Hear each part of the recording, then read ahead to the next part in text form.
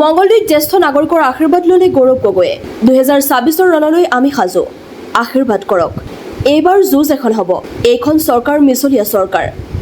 ফাঁকি বাকী আৰু দাদাগিৰিত চলি আছে হিমন্ত বিশ্বৰ চৰকাৰ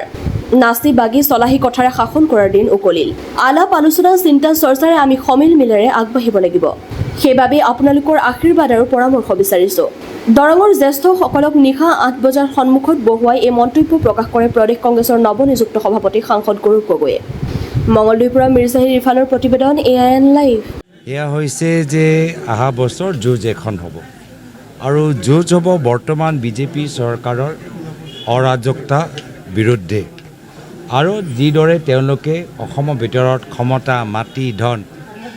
সব তেওঁলোকে নিজৰ হাতত ল'বলৈ বিচাৰে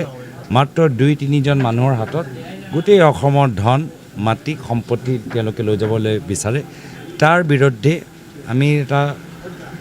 জনজাগৰণ আমি সৃষ্টি কৰিবলৈ বিচাৰোঁ আৰু আৰম্ভণিত আমি এই জনজাগৰণৰ আৰম্ভণিত আমি দৰং জিলাত বিভিন্ন সামাজিক সংগঠনৰ লগত বিভিন্ন গুৰুত্বপূৰ্ণ বিষয়ৰ ওপৰত আলাপ আলোচনা কৰিছোঁ যাৰ ফলত আগন্তুক দিনত জনসাধাৰণৰ কণ্ঠ যে কংগ্ৰেছ দলে প্ৰকাশ কৰিব পাৰে সেই উদ্দেশ্য লৈ আজি কিছু দল সংগঠনৰ লগত মত বিনিময় কৰা গৈছে মুখ্যমন্ত্ৰী নিৰ্বাচন চাপি আছে আৰু সেইকাৰণে নিৰ্বাচনী কথা ক'বলৈ তেওঁলোকে আৰম্ভ কৰিছে বিভিন্ন আইন তেওঁলোকৰ জনা সত্ত্বেও তেওঁলোকে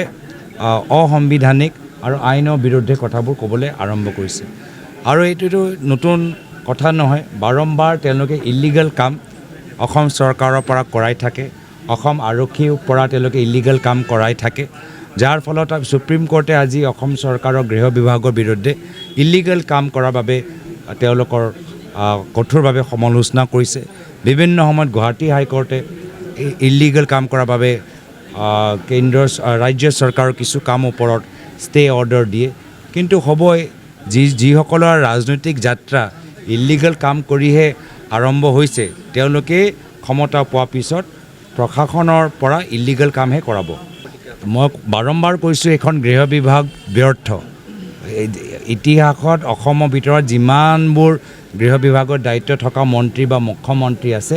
আটাইতকৈ বিফল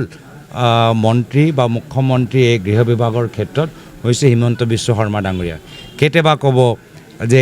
নাগৰিকসকলক নিজে নিৰাপত্তা দায়িত্ব ল'ব লাগিব আৰ্মছ লাইচেঞ্চ বিতৰণ কৰিবলৈ বিচাৰে কেতিয়াবা ভুৱা এনকাউণ্টাৰ তেওঁক সমৰ্থন কৰে তো আজিৰ তাৰিখত কেন্দ্ৰ চৰকাৰ তেওঁলোকৰ ৰাজ্য চৰকাৰ তেওঁলোকৰ ডাবল ইঞ্জিনৰ কথা কয় তেতিয়া বাংলাদেশৰ পৰা ক্ৰিমিনেল এলিমেণ্ট কেনেকৈ সোমাইছে কিয় তেওঁলোকে ধৰিব নোৱাৰিলে কিয় তেওঁলোকৰ ওচৰত ইণ্টেলিজেঞ্চ নাছিল তো মাত্ৰ নিৰ্বাচন কাষ চাপিছে আৰু সেইকাৰণে তেওঁলোকৰ এই ধৰণৰ কথাবোৰ চলি আছে কিয় আগতে ইণ্টেলিজেঞ্চ নাপালে আজিতো টেকন'লজিৰ যুগ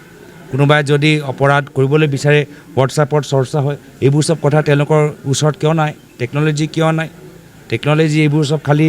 আপোনালোকৰ সাংবাদিকসকলৰ হোৱাটছএপ চেট চাবলৈ আছে নেকি মাত্ৰ কংগ্ৰেছে হোৱাটছআপত কি কথা পাতি আছে সেইকাৰণে নেকি এইখিনি যে প্লেনিং কৰি আছে এইখিনি মানুহক অপৰাধ কৰাৰ আগত কিয় ধৰিব পৰা নাই বিফল কিয় এইখিনি কথা তেওঁলোকৰ উত্তৰ দিয়াটো উচিত ধন্যবাদ যিকোনো খবৰ আৰু বিজ্ঞাপনৰ বাবে যোগাযোগ কৰক 7896121996 লগতে 7002537271